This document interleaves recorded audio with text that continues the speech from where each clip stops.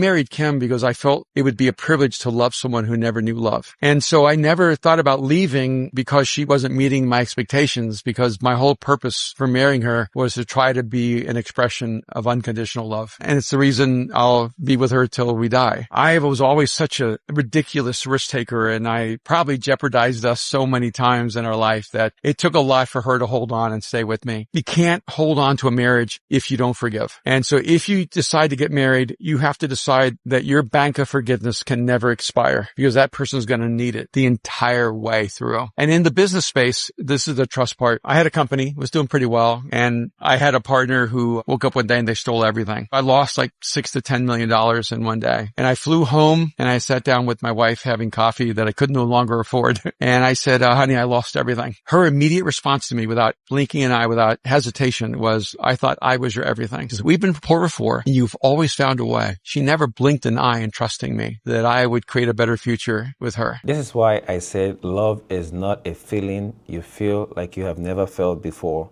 Love is something that you make a decision to be with somebody, and then you commit to that decision.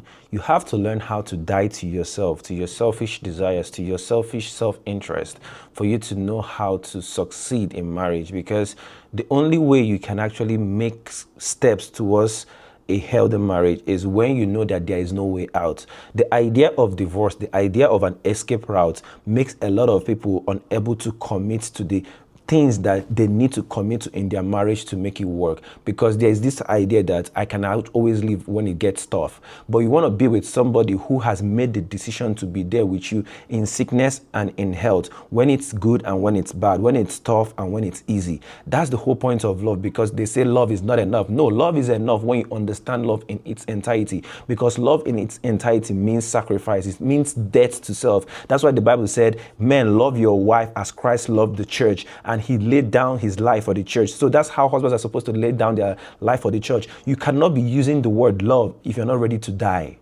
It doesn't work that way. So stop thinking that love is just about feeling. Yes, there's a component of love that is feeling, but when you make the decision, the choice to be with somebody, that's when you actually love the person, and you have seen all their strengths, all their weaknesses, all their flaws, and you say, I still want to be with you. I want to go on this journey with you because I trust you. That's when you say you're in love, not when you're just feeling butterflies in your stomach, or you're feeling those feelings that you feel like you have never felt before. I hope that makes sense.